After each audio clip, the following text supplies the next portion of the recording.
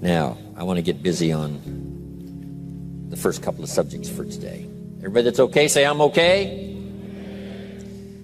Here's the first subject that I've found so interesting. I want to share it with you. Then I want to talk about personal development, the subject that I started listening to age 25 that revolutionized my whole life, from my mentor, Mr. Earl Schoaf.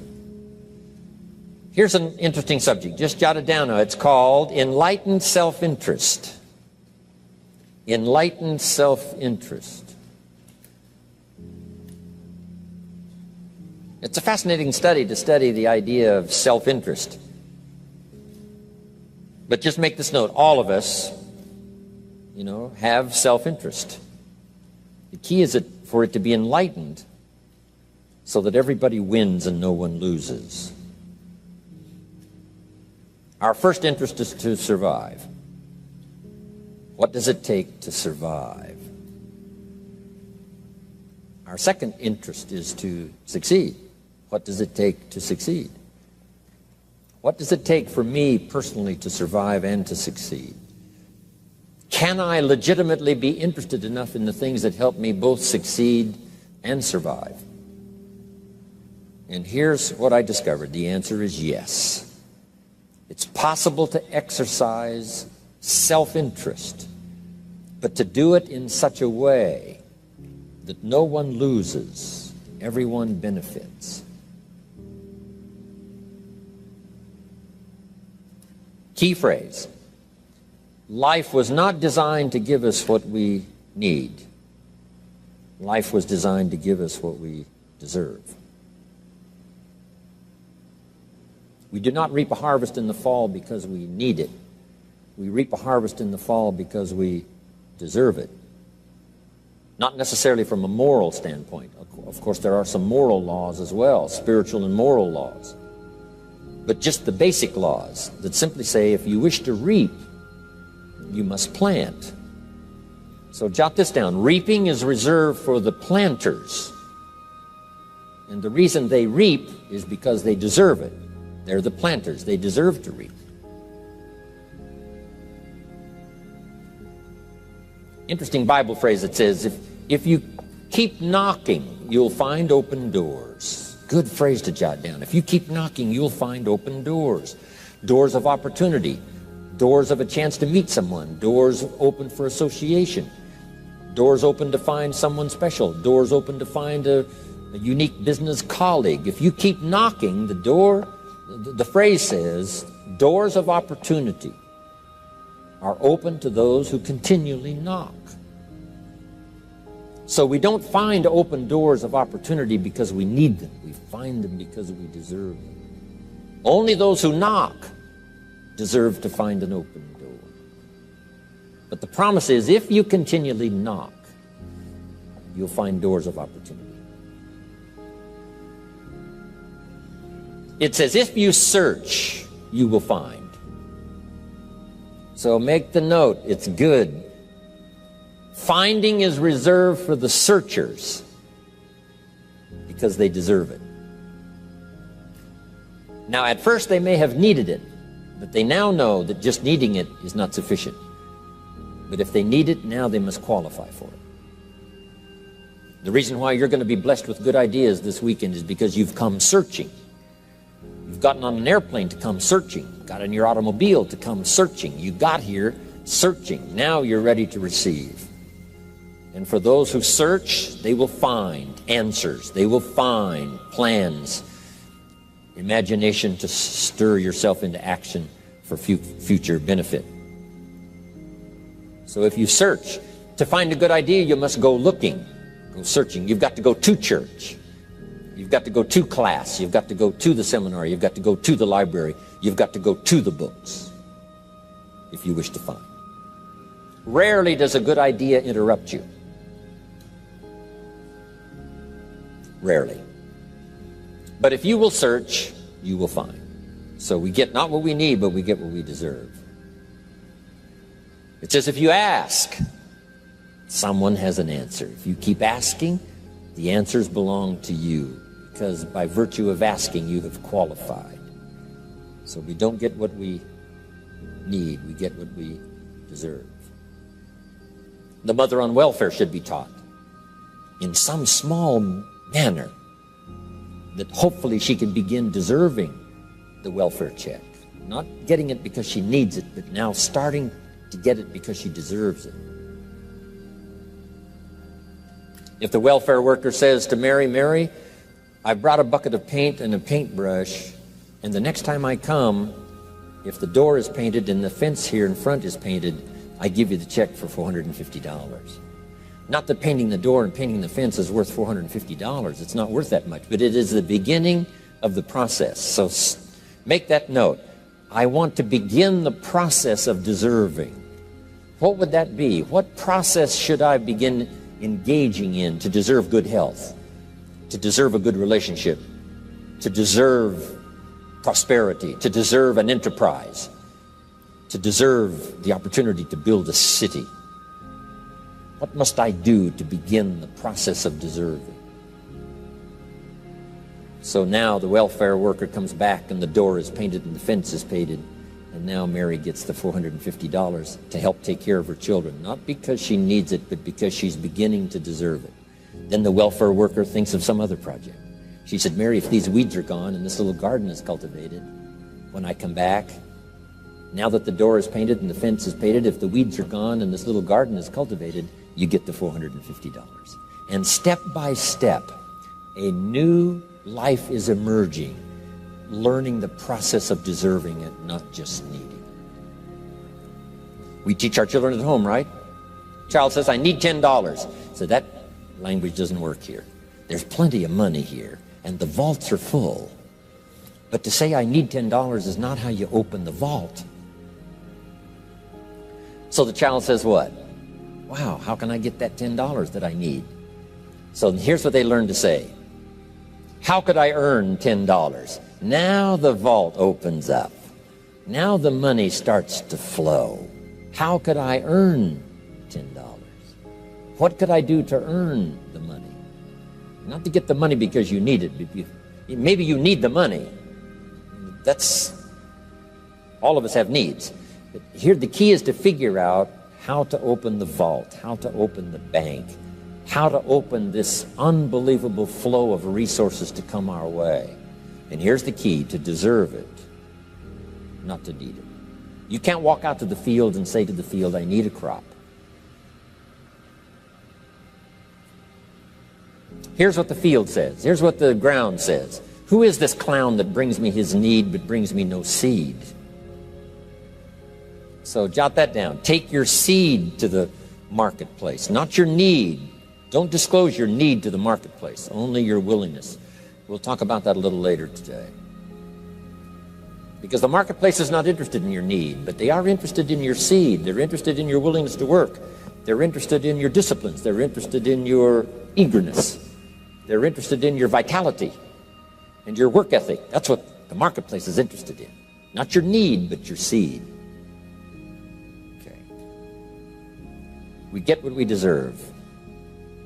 Old Testament God says, if you'll move toward me, I'll move toward you. See, that's how you get those occasions to meet God. You must make the move. God could say, you don't move, I don't move. You say, well, that's arbitrary. Well, when you're God, you can make it that way.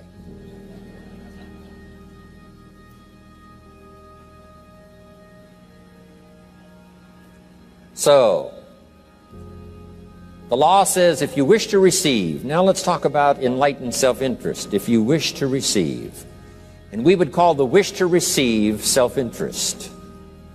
But if it's enlightened self-interest, here's what it says. I understand that in order to receive, I must give. Receiving is reserved for those who give. Receiving is not reserved for those who need it. It's reserved for those who deserve it. We deserve the receiving by giving. In fact, there's an extraordinary phrase in this little context, and here's what it says. It's better to give than it is to receive. Now, the uneducated person would find that difficult to ponder. Why would it be better to give than it is to receive? So let me give you one of the better phrases for the day. Here it is. Giving starts the receiving process. So of course it's better to give than it is to receive. How much receiving do you wish? You must start the giving process. For me to receive my additional fortunes for the future, not necessarily for the money, because I don't need the money. I take the money, but I don't need the money. But here's what I do need: for someone to say a year from now, 5 years from now, Mr. Rohn, that seminar helped to change my life. And for whatever reason, I was brought here to this place for this time. And later someone says that. See, to receive that kind of thanks, it's unbelievable. Here's what you cannot buy: that kind of thanks. You can't buy it with money. You have to earn it.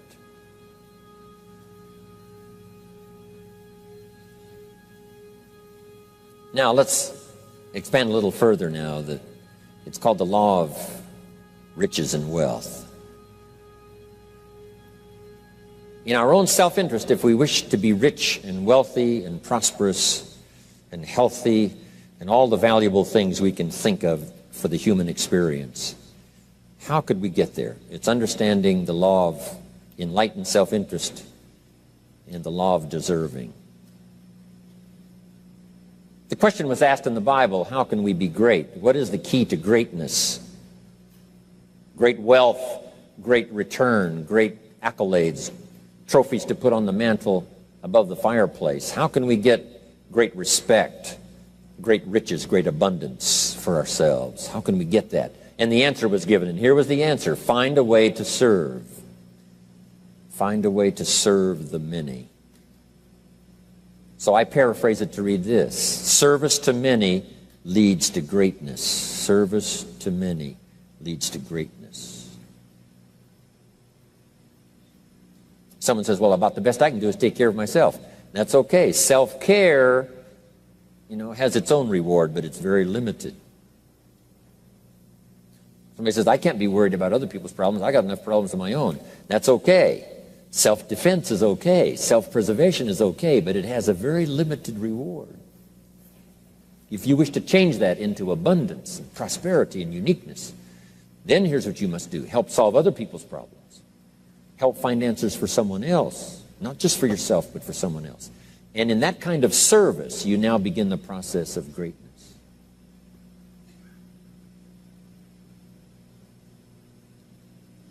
Someone asked the question, how can I be ruler over many?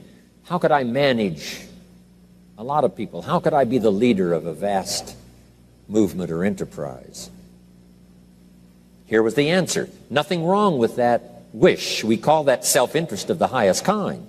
Wishing to be the manager, the ruler, wishing to be presiding over many people. Here was the answer: be faithful when the amounts are small.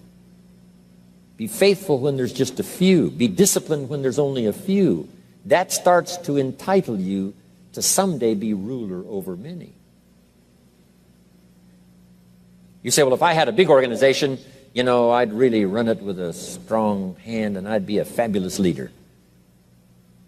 But I've only got a few and I don't know where they are. See, that's not going to work. If you wish to preside over riches, you must start when the amounts are small. Someone says, oh, if I had a fortune, I'd really take good care of it, but I've only got a paycheck, I don't know where it goes.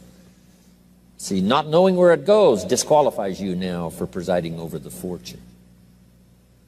We've all heard that, right? I don't know where it all goes. Did you ever hear that expression? Oh, we'd love to have you run the company. You don't know where it all goes. Somebody says, it just gets away from me. Oh, we'd love to have you run the world, right? It just gets away from you. Somebody says, it's only pennies and it's only a few. Here's where you begin to qualify for abundance and riches and greatness and respect, is to be disciplined when the amounts are small. Someone finds it unique, right, that this many people would come and hear what I've got to say for a whole weekend, but this is not where I started. I started with just a few, but I was so on fire with the few, trying to translate for them in my awkward ways back then what had happened to me. My life got changed, my income got changed, my health got changed, everything got changed for the better. And now I've lived the most extraordinary life. But it started with my passion for just a few, to translate for just the few. Someone says, well, there's just a few here. You know, does this meeting matter when there's only a few? And the answer is yes. Jot this down. You never know who's in the audience, whether it's a few or 1,000 or whatever. But you got to be faithful when there's just a few. Tell your story when there's just a few. Be just as passionate about ideas that can change someone's life when there's just a few. Now you begin. You're not fully qualified, but you begin the qualification to someday speak to many. Someday preside over a vast crowd. Someday be the manager or the leader of millions. It starts in those early days to deserve it. Now, jot this down. Also give yourself a chance to change. Some things I held on to that I thought this was it, this was it. I'm telling you, after a while I gave it up, found out it wasn't it. So give yourself a chance to change. Refine your philosophy. Refine your direction. If you'll give yourself a chance to do that, here's what will happen down the road a ways. A new door will open that you haven't discovered before. Give yourself a chance to change. Reevaluate.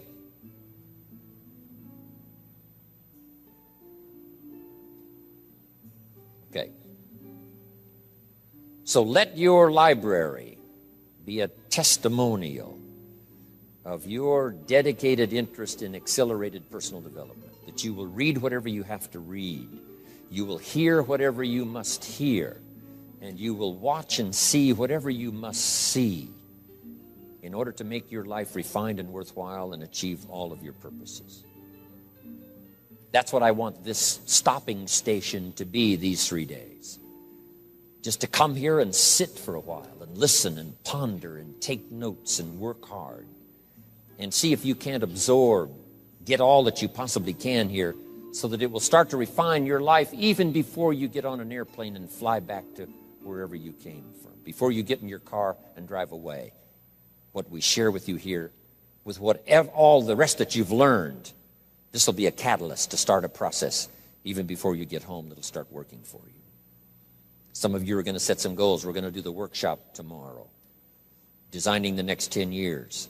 Hopefully you'll come up with some new promises, some new objectives, some new ideas. And by the time we're finished here, these 2-3 days, I'm telling you, you'll see yourself able to accomplish 2 times, 3 times, 5 times more than you ever thought was possible, which will make this cost of this seminar a small price to pay. And hopefully it'll make the time you spent here small price to pay compared to making this an investment in your future, in what will flow in terms of money and income and return and reward and respect and dignity and accolades, trophies, all the stuff that can be yours. A marriage that lasts forever, a friendship that nourishes you forever, things that you'll find that you'll keep and treasure for a lifetime. Hopefully this is one of those weekends. It takes a lot of effort to learn. It takes a lot of effort to grow. It takes a lot of effort to decide and debate. But jot this down. It's all worth the price. Whatever stimulates you to think, whatever stimulates you to wonder, whatever stimulates you to react or even to debate, even if you hear something you say, well, that's not right. See, that's still valuable. It means you're awake. It means you're alert. It means you're alive. It means your mind is ready to take on something, whether it's agreeable or not agreeable. Something right, something wrong. Who cares what it is? We've got to listen to a variety of voices. And some are going to come from the left and some are going to come from the right. And some are going to come from mysterious sources. And some will try to entice you with all kinds of stuff. But that's okay, just so you're alive and alert and awake, ready to process anything that comes your way. Take the best of it and make it beneficial for you, so that tomorrow you walk with a stronger step. Next month you see a clearer vision. And a month from now, the purpose for your life is multiplied by 2, 3, 5. That's what I want to create here. So, now, to hurry and get through, because we have so many subjects to cover, let's cover now some other things under personal development. Here's one that's important as you read and as you listen and as you study and as you grow and as you take notes and as you fill up your journal. and then try to work on the ideas to make yourself valuable in the marketplace. Here's something to remember under personal development, some things I had to learn. First, steps to success. First of all, you need good ideas. Just decide right now you're going to accelerate your plan for collecting good ideas. Ideas for your life, ideas for your health, ideas for your marriage, your relationships. Ideas that stimulate. One idea sometimes leads to the next, needs to the next. And the 4 or 5 ideas in the future that really thrust acceleration into your life, you couldn't have gotten unless you went through the first one and the second one and the third one. Next, you need good plans. So we're going to talk about time management and game plans tomorrow. You need a good health plan. Traveling around the world, you can imagine the kind of health plan I have to have.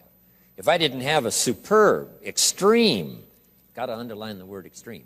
If I didn't have a superb, extreme health plan, do you think I could travel all over the world? People look at my calendar and say, impossible. I'm the only one that can do it. Everyone else is too young. Incredible. But I've got to be extremely healthy. I can't let up at all in terms of diet and nutrition, exercise, all that stuff in order to stay healthy. So a good health plan, a good family plan. Here's a good one, a good marriage plan. Some people just go along married with their fingers crossed. You've got to have a better plan than that. Some are whistling in the dark, hoping everything will work out. Not a good plan. You need a good plan for how to use the day. We'll talk about that tomorrow. Best kept secret of the rich, how to use your time. A good plan to meet the right people over the right amount of time to stimulate your life. You need a game plan for lifestyle. We'll talk about that later. So to succeed, we need good ideas and good plans. Here's the next. We have to learn to handle the passing of time. Because all of this takes time to learn, to grow, to change. Getting through the seasons takes time. The spring has a certain amount of time. The summer has time. The harvest has time. The winter has time. Learning to handle the passing of time. Jot this down if you're involved in business. You've got to give your project time. You've got to give your people time. Give people a chance to learn, chance to grow, chance to change. One of the great requirements, especially in such an industrialized, busy, mad, dashing society, and that is to have people patience. First, we exercise it with our children and our family. Getting people to work together, got to have patience, even with your family. If you're involved with independent people, it's a challenge. It's like herding cats, trying to get them to work together. Herding sheep is easy. They very quickly get going the same direction. But try herding cats. It's like your children. Different ages and different personalities and different opinions. To get the family all going the same direction, kind of working together to make things work, I'm telling you, it is a challenge. But if you'll have some patience, you can do it. Now, here's the big one, to have patience with yourself. Give yourself time to learn. Give yourself time to understand good ideas. Give yourself time to make changes and then grow into those changes. Give yourself time to refine your personality to fit the business, whatever business you're engaged in. In some, you may have to speak up a little stronger. In some, you may have to calm down just a little bit more. Just learn to refine your personality and your temperament to suit. All of us can do that, but it takes time. Have patience with yourself. We had to do that from the beginning. Learning to tie the shoestrings of your shoes. If you tried a couple of times and says, I'll never learn this, it's over. Say, no, you can't go through life with your shoes untied. Come on. Some people, maybe it happens for them a little quicker than others. Some people get the hang of it almost overnight. Someone else, it takes a little longer. If it takes you a little longer, have patience with yourself. Because patience has its own reward. Patience is a virtue of the extraordinary kind. We have to have patience with our employers. We have to have patience with government officials. You've got to have patience with IRS. You've got to have patience with the Army. You've got to have patience with the FBI. Here's a good thing to remember while you're exercising patience. Usually enough good people will finally make it right. You just got to jot that down. Usually enough good people will finally make it right. Not everyone in the community is going to toe the line and do the moral thing. But let me tell you what, most will. That's how we create a society that we can live in. Most will. Every teenager will not obey all the rules and regulations and live a model life. Not everyone will, but jot this down. Most will. Enough will. When the good Lord recruited 12, not every disciple, not every one of the 12, but it was enough of the 12 to start a movement that's lasted for 2,000 years. Not everyone, but enough will. There's only been a couple of exceptions to that rule. One was the story of Sodom and Gomorrah. God was going to destroy Sodom and Gomorrah for their evil ways. Abraham had a friend that lived there. And Abraham implored and said, God, if I can go to Sodom and Gomorrah and find 50 righteous people, will you spare the city? And God said, Abraham, you've been such an excellent friend of mine. Yes, I'll spare the city if you can find 50. So he searches the city, can't find 50 good people. Comes back and says, Lord, would you take 40? God says, Abraham, for you, come on, I'll do it. If you can find 40. So he searches for 40, can't find 40. And he comes back and says, would you take 30? Good Lord says, Abraham, only for you will I reduce it to 30. Can't find 30. Can't find 20. Abraham said, this is my last request. Would you take 10? God said, only for you, Abraham. So he went searching for 10, and you know the story. Couldn't find 10. That's the exception to the rule. So he said, Abraham, get your friend Lot and his family out of there because the end has come. But that's the exception to the rule. So jot down the general rule. Most will. In a civilized society, most will obey the rules. In government, most will. Not every senator will, but what? Enough will to build a stable government and a future. Not everyone in the armed forces will, but enough will. Not everyone in the community will, but enough will. Not every teenager in this high school will, but I'm telling you, the most will. And that's how we survive in a civilized society, because most will. And that's a good feeling to know. Most will. Okay.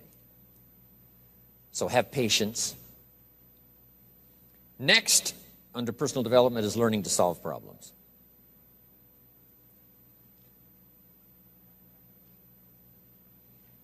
By the way, having patience with the seasons takes time to develop the crop. You can't plant the seed, dig around it in a few days saying, where is it, where is it? And you can't really help. All you can do is nourish. Some people plant in the spring, leave in the summer. Just haven't got the patience to last. So next comes solving problems. Business problems, family problems, personal problems, financial problems, emotional problems. There's all kinds. Here's a good idea I found in solving problems.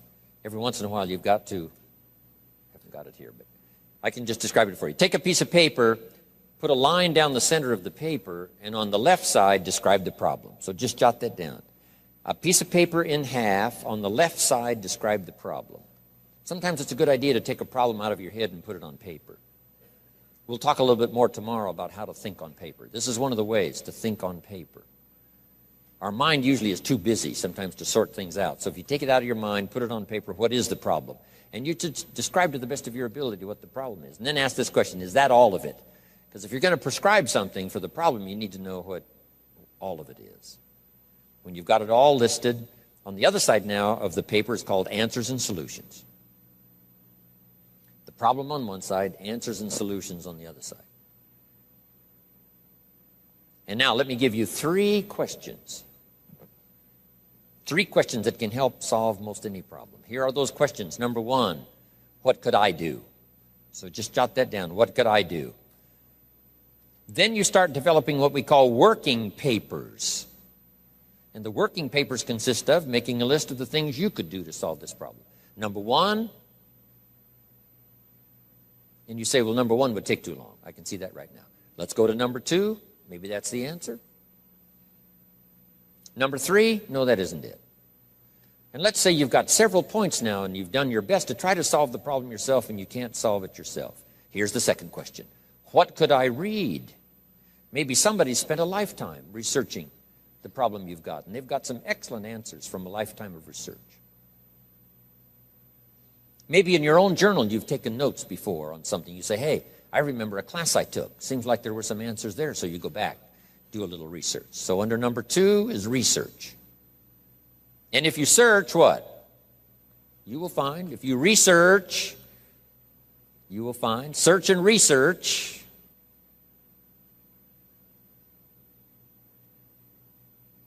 Now, research as soon as possible, because if the problem is severe, you don't want to wait till too late. My friend Kenny comes to me and says, he just lost a beautiful lady, fabulous lady. They got a divorce. She was really something. Then after his divorce, he comes to me and says, it's over. But he says, something strange. He said, I found a book in my own library that I think would have saved my marriage if I had read it before my divorce. And it was a book entitled How to Live with Another Person. He said, I should have read that book a long time ago. He finally read it, but it was a little late. It's like reading a book on nutrition after you've had a heart attack, right? I mean, that's good. That is good. But gosh, it's so much better to read it before. Spare yourself the agony and the lost time and maybe the loss of your life. Now, if you tried to solve it yourself and you can't solve it and you've researched and it doesn't seem like you've got the answer, here's number three. The third question is, who could I ask? Is there someone around me that might have the answer to my problem? Now, under that, put this. Don't ask first now. Try to solve it yourself. Develop some working papers. What you think you might do, that still isn't it. Here's some books I've read. This guy's crazy. This guy, no answers, haven't got it. Now I ask. But if you now can show your working papers to who you ask, you can't believe how swift the answer will come. All of us have heard this, but let's remind ourselves one more time and put it in your notes. We all love to help people who, first of all, try to help themselves. Back to the philosophy of deserve. I've tried to work it out, haven't got the answer. Maybe you can help me. Somebody is very willing to help you if they know you've tried first to help yourself. It works that way with our children, right? My daughter Linda, before she got married, used to travel a lot. She comes to me and said, Daddy, I'm headed for Thailand. I said, wonderful. She said, I've saved up my money. I said, fantastic. She said, I've got $1,000. I said, wonderful. She said, the kids wanted to go here, wanted to go there. I didn't go. They wanted to buy this, wanted to buy that. I didn't buy. I got my money put aside, $1,000. I said, Linda, unbelievable. You must be my daughter. That's fantastic. Now, she said, to make the trip, I only need a couple of thousand more. An easy 2,000, right? But she knew she couldn't get the whole 3. But she knew that if she worked hard to the best of her ability and put that first 1,000 together, the next 2 was easy, right? Okay. So, develop your working papers. Do your best to solve problems. Here's why you try to solve it on your own first. You need the mental and emotional muscle. You need the discipline. If you just quickly go to the answer, somebody that's got it, now you're not developing the muscle. You're not developing the discipline to solve your own problems, because there may come a day when there's no one else to ask. So you need the rhythm of learning, the rhythm of trying, the rhythm of seeing if you can do it first to build the emotional, mental muscle.